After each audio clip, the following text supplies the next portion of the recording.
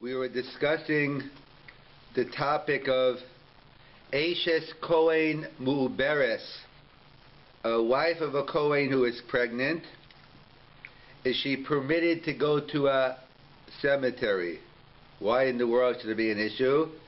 Because we know the Torah tells us Amoro Kohanim B'nei Aharon, and Chazal tell us B'nei Aharon below Benos Aharon. So why in the world are we concerned about a wife of a Kohen? So that's what the Mefarshim tell us. The concern is in her. The concern is the fetus in her. The concern is her future child, because potentially maybe it will be a male, and therefore maybe it falls under the rubric of more of a matir lahazir gedolam al katadim. There's a Gemara in Yevamos, Rashi quotes in the beginning of Emor, that there's a prohibition for a gadol to actively be adayim, go and bring someone into a cemetery. Certainly your own child. And, it's discussing whether, if you're not actively doing it, whether you have to make macha. But the bottom line is that's the shiloh. She permitted to go to a cemetery because maybe she is holding a male and she falls under the category of Emor B'Mata L'Hazir Gedolam Al Katanim. So the first one to discuss it was the Rokeach. The Shach quotes the Rokeach and says, no problem. We have the famous principle of Svek Sveika, double doubt. What's the double doubt? One suffix, Zachar, suffix, Nekeva. Maybe it's a male, maybe it's a female. And even if you're going to tell me it's a male, Shema Nefahu, perhaps it would be a Nefal, Rahman and Litzlan, and won't lead to fruition. And therefore, it's a double doubt. So we work with the general principle, Savik Daraisa L'chumra, Savik Rabban and L'kula, and Svek Sveika, even on an Issa Daraisa, we are Meko. So that's the famous psak of the Rokeach. The Shach quotes that a Eshes Kohen Muberes is permitted to go to a cemetery because it's a Svek Sveika. So within the Rokeach there is a Machlokes, the Shach and the Ramah. And it's not limited to the case of the Eshes Kohen Muberes. It's a general question on Svek Sveika. The question is, today, so it's true, so let's assume the Rokeach, Svek Sveika is mutter. So that's assumed, so that's perhaps the working assumption was when the Rokeach, there was no way of being Mavarer. But it's not clear. According to the Rokeach, let's say they had sonograms during his time, or he had or a Navi, or even more accurate, a Navi comes down and tells you it's a boy, or whatever heichatim that we want to make up. So would you have to go ahead and do a bira or no? Svek Sveika. So the Ramah writes in Yoredeya regarding by chicken wings over there, it's a Svek Sveika. So the Ramah seems to write, even lechatchila one can rely on Svek Sveika, no need for any sonograms or any type of test. And the Shach disagrees. He quotes the Ramah, but he says v'yesh cholkim v'yesh v'hachmir. So the Shach seems to be cholek that enachinami. Bottom line, if the person went, it's mutter Svek Sveika. However, lechatchila should you go? The Shach says no.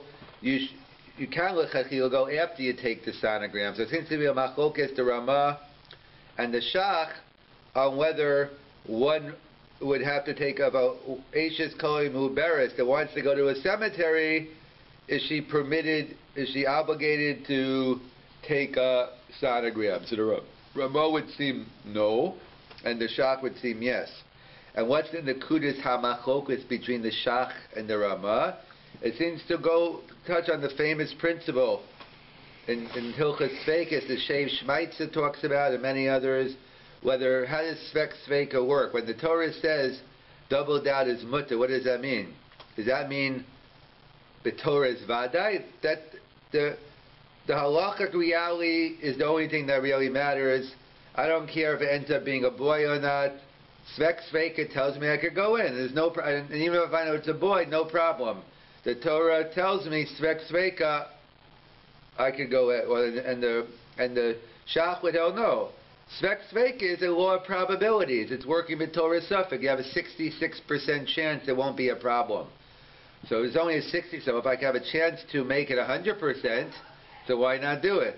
So therefore the Shach would say you need a sonogram. Again, with this, they don't talk about sonograms. With this, I'm just taking the principle and just applying it to a sonogram. So it comes out, Ramah, no sonogram necessary. Shach, you should take a sonogram. However, comes along the Nod Rabbi Yehuda and says that's not true. In general, it might be true. It's a machlokas Ramah and Shach on a svek sveka where you have to do birur or not, where you have to try to clarify the result. But even the Shach would agree in our case, no need for a sonogram. Why? Because the Nod Rabbi Yehuda says, when does the Shach hold svek sveka has to be mavarer?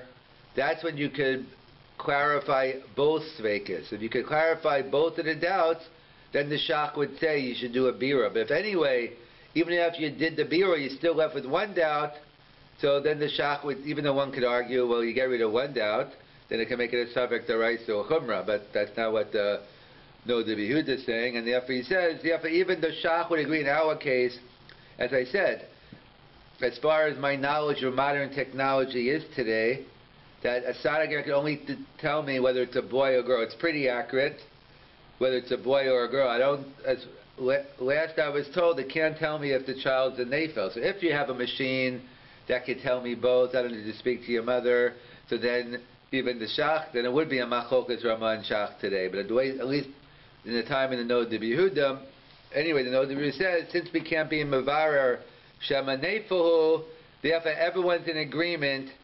You can rely on both the Ramah and the Shach are in agreement. One can rely on the kula of the Rokeach based on Svek Sveka. So that's the first thing from the Rokeach. Comes along the Chasim Sofer and asks your kasha. Like, what do you talk Svek Sveka? What kind of joke is that? I agree to the principle of Svek Sveka, but it has to be close to a Safek HaShakol. It has to be a real doubt, not some fake doubt. So, you know what, there's a 2% chance this is going to happen, or, we're not kosher shgumiyuta, maybe pikuach nefesh we are sometimes, but what kind of doubt is that? And therefore, the Chasim Sofer has to redefine what the Rokeach means. Not what he said, we know what he said. The Rokeach said it is a Svek Sveka. But the Chasim Sofer says he doesn't mean Svek Sveka. You know what he means? He means rove. Acharei Rabim Lahatos, we go by Basar Rov. So what is he saying? He's saying like this, no. Of course it's not a real Svek Sveka because you need a Safek HaShakol. So what does he mean? He says 50-50 boy or girl. And then even if it's going to be a boy, a few of them are going to be a nefel. So therefore you're over, you have the 51%, 52% chance it won't be a viable boy. And hence, that's what the Rokeach, he doesn't mean literally Svek Sveka.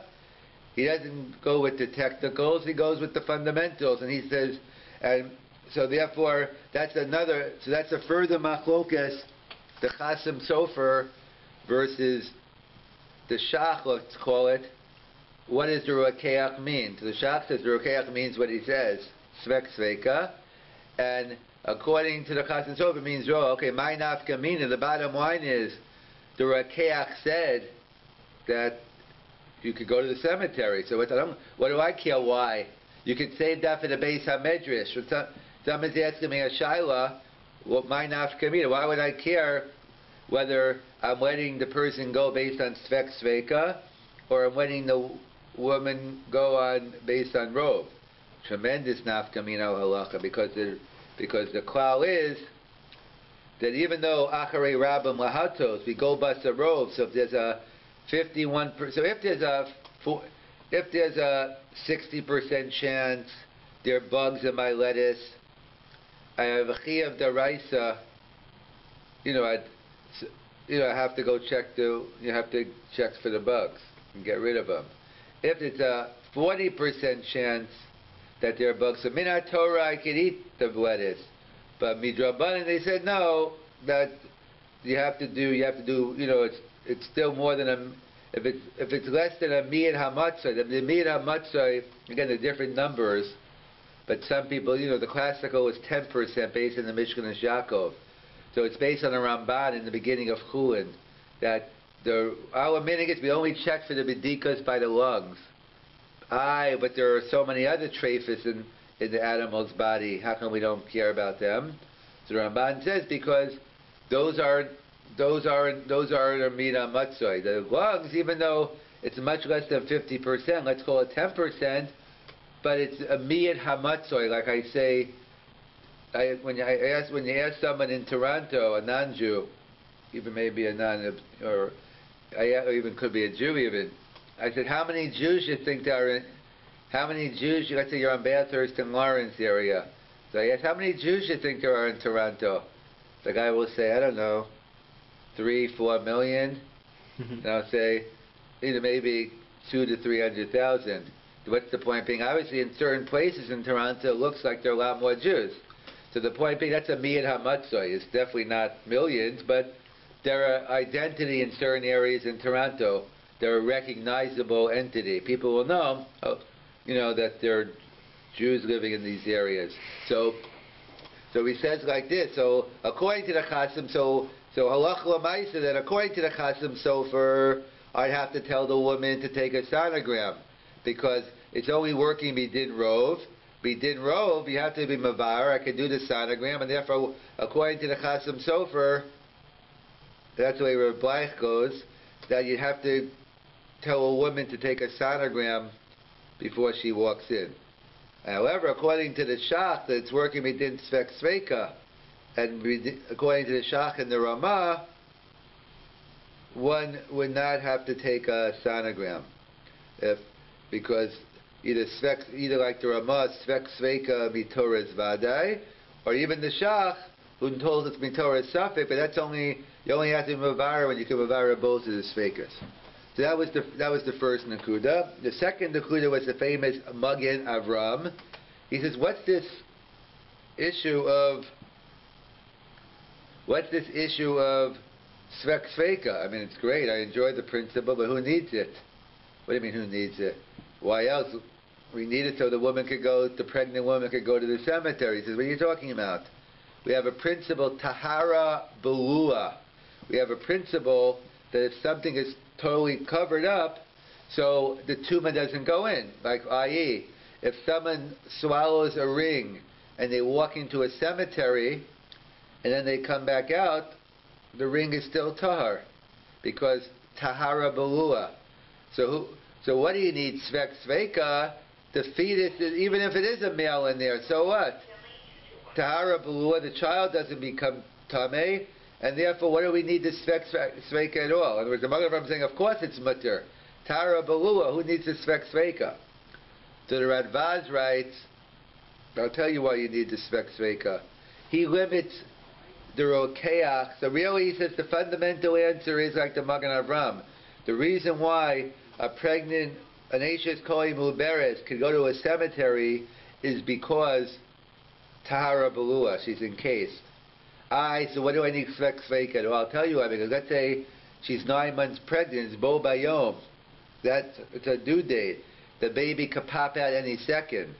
So that's when the rokeach says, even if she's overdue, she's bursting, and it's going to be any day, any minute now, she's still allowed to go to the cemetery. And how could she go? So while the baby's still in the womb, the Magen Avram is right. Tahara Belua. But let's say they give birth in the cemetery, you don't have to worry about it because of svek sveika. That's how the Radvaz learns. Others don't like the Magen Avram at all. The Avnei Maluim we saw yesterday, he says, what are you talking about though? Principle of Tahara Belua doesn't apply here. Because when did the Gemara say it applies in the case of a ring? A foreign object in your body. So then your body is chotzetz from the ring. However, the fetus is a natural part of your body, and it's not chotzetz. How do I know? When does the Avnei Maluim know that the body isn't chotzetz? The famous Gemara in Yevamos, which talks about a pregnant Gentile woman who's converting to Judaism. So the Gemara says, so obviously she converted, she went to the mikvah, she's Jewish now. The shaila is, what about her son or daughter after they're born? Do they need another tefillah or not? So the Gemara says, Bina ein sarach tefillah. They don't need a tefillah. So why? Because the Gemara says, because hainu ribusa. So Rashi writes, lav chatzitza.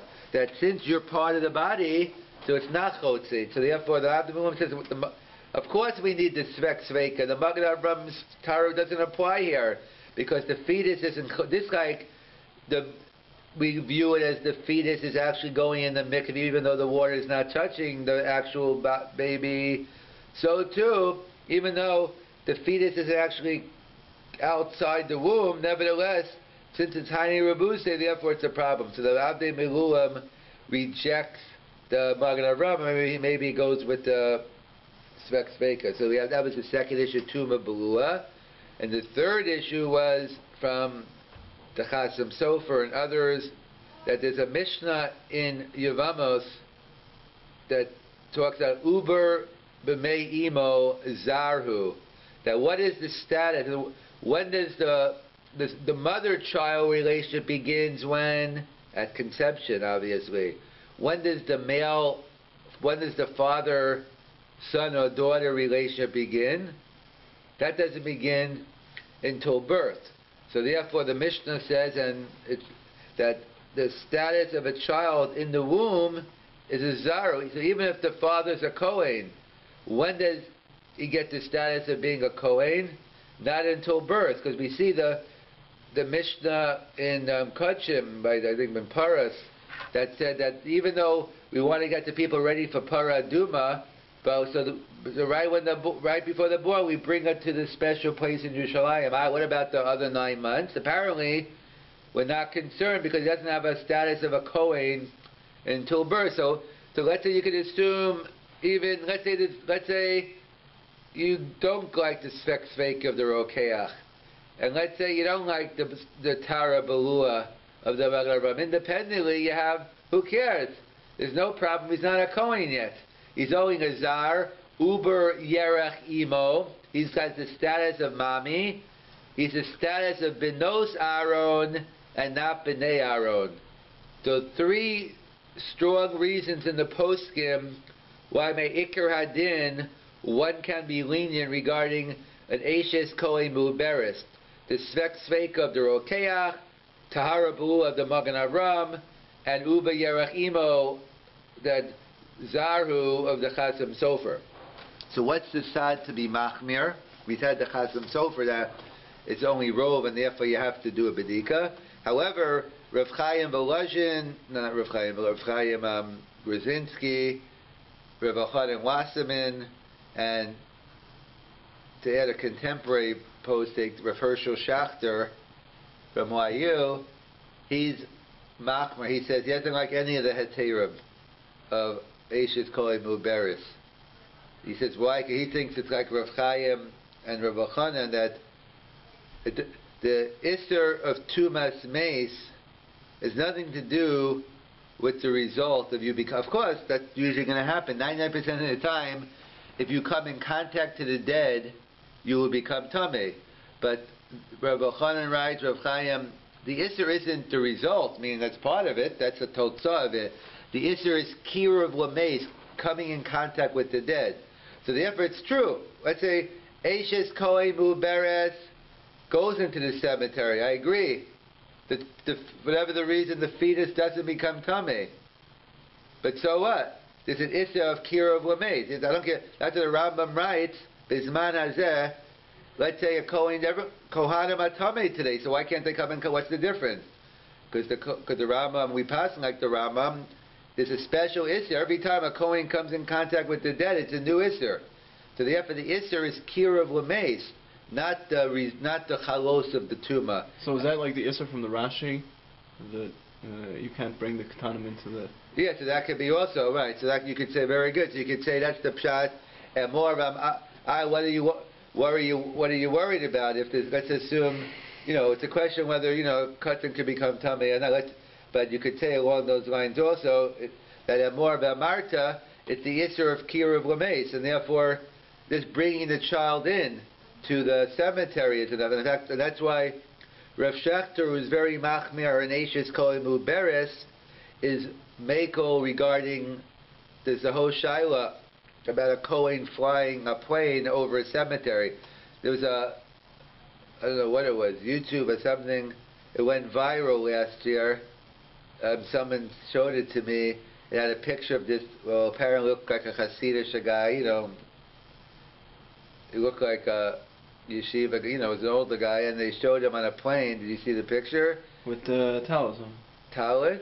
Or whatever it was. He had he had this box. Yeah, plastic bag. Okay. Yeah, it's a plastic bag. Right. So number one is, it sounds like a sakana to me anyway, but either way, so the question was, this wasn't a new shiloh really. People have been doing this for years, but this, I guess it's the first time someone took a picture of it. It must have been from one of the phones.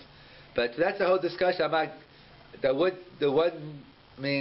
The one thing I will say about this person, I'm not saying about this person, I don't know him at all, but I would never do it anyway because it's number one. It sounds like a sakana anyway. I don't know. I'm assuming he lived, but I would say I'd have to work out. There are halachic issues with it, but obviously there are whole poskim will say it's not. You don't need to do it. It doesn't really help. But I'm just saying it takes guts for someone. In general. In other words, I'm not saying Kohanim should go with plastic bags over their heads.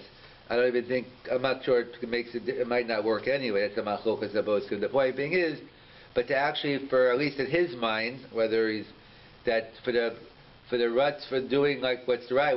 Obviously he's doing. I'm assuming he asked his Rav his posek. I have no time on the guy who's doing it. I'm assuming he asked his Rav and the guy said you have to do it. Okay, so I give how many people would listen to a rabbi if they told him they have to do it? So I give this guy a lot of credit that even though you can look like a fool in front of everybody, but who cares like you look like in front of everyone? It's God that's important, and if that's what I have to do, I'm saying now we could take from the actual the case. I'm not crazy over. I think it could be a chil Hashem. It could be more harm than good. But I'm just saying but the concept of someone willing to do something like that for the sake of the Torah. That I find that part I could draw from it and get chizuk from. Not the actual example I don't like. That might even be a negative. Again, I'm saying from my perspective I'm not saying I don't think you need it. Obviously, if that posting says you need, so in his mind he has no choice. Either he has a choice of not. I think you have a choice of taking different flights. Different flights go at different times. It's a very complicated sugya. So I don't like. The part I don't like, because it becomes a mockery and people making fun of it, which, because it does, it looks so silly. So I understand that's why, that's more the meta halacha, not the halacha. Because I think it was one of the website top 10 reasons why he's doing this. They're making a mockery out of the whole thing. Because these are people who are marachim. It's not like, they're just doing it for a good laugh. I've no. Right. I'm not saying that in a mean way. This guy looks like a fool, and that it's making. It's not that they're making fun of the religion per se. They're making fun of this guy. But either way, that being said, that's why Rav Shechter. I don't think he says you have to put a plastic bag over your head, but or over your whole body for that matter. That he says he's more lenient. Again, there's a whole issue, but he's more lenient by planes because it's hard to say the Isser is kira of lameis when you're flying.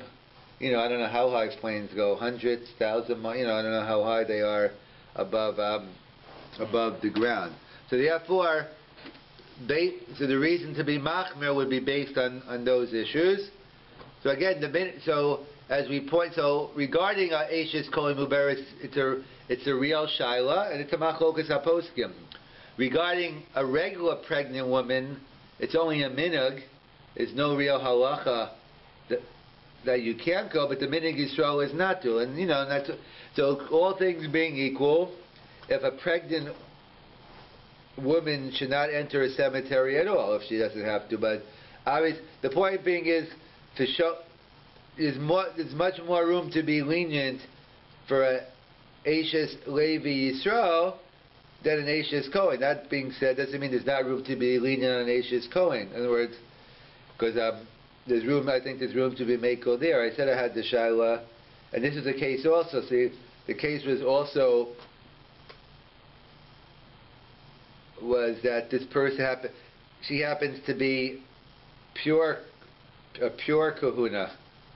She's a Bas Kohen, and she's an Ashes Kohen. So Bas Kohen is no Isser? Yeah, I know. That's what I'm saying. From a halachic point of view, it did make a difference, but from a meta halachic, it did, because.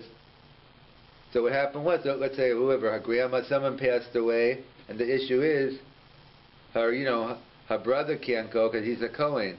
It's a small family. They had to go somewhere, and her father really wanted her to come because he was, it was a case where they didn't really have a lot of people. He didn't want to be alone. So I'm saying that played into the fact, if you have hundreds of people going there, your presence would be less needed. So therefore, in strong shalom bayis issue, since the halach is, according to many poskim, it's mutter. So therefore, so I said, if it's not necessary to go, then you better not to go. But I'm saying, but in case where the family would have been a major issue and this and that, so therefore there's room to again, as always, it's a machlokas haposkim. Speak to your local, either LOR as they say, or local posek to find out what you should do in that situation.